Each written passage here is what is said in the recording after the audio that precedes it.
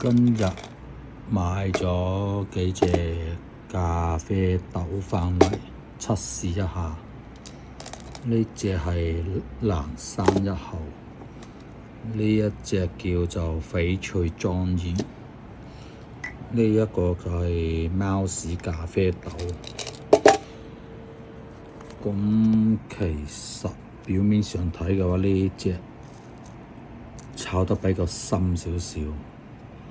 呢兩種嘅話炒得就冇咁深，但係呢隻比較大粒少少，但係當然呢隻都貴，呢隻100克400幾蚊，呢啲係300零蚊。感覺上味道呢隻炒得比較熟嗰隻味道。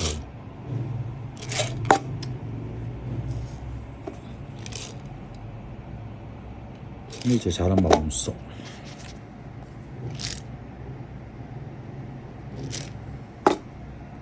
但係好似飲落去嘅味道都係差唔多，唔知係咪我唔識沖。睇上去顏色嘅話，呢隻係貴嘅，比較大粒啲。呢300零蚊嘅話就比較細粒少少。呢隻係藍山一號。藍山一號嘅形狀係咁樣嘅，呢隻翡翠莊園。翡翠莊園嘅話，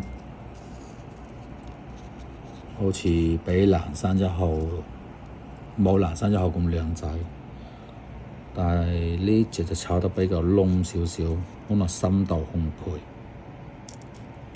飲落去嘅味道其實我感覺上係差唔多，但係價錢就唔一樣。當然我唔係欣賞咖啡嘅人，我只不過係一個整咖啡嘅人，只係今日對呢幾種豆做一個研究。之前有個客嗰啲豆係生豆，擺落部咖啡機度係搞唔到嘅，類似呢一種。呢啲就佢搞呢啲就冇問題，呢啲深度烘焙嘅話，佢係可以搞得到嘅。但係佢唔知點解佢部機可能真係前期不停咁搞呢啲生豆，所以搞到嗰兩把刀都燉晒嘅。講緊3種咖啡豆嘅對比就係咁樣啦。但係飲落去嘅味道，我感覺差唔多。聞落去嘅呢隻嗰種點講好咧？呢種貓屎就聞唔到貓屎味，但係嗰種有一種好奇特嘅香味。呢種味道比較淡少少。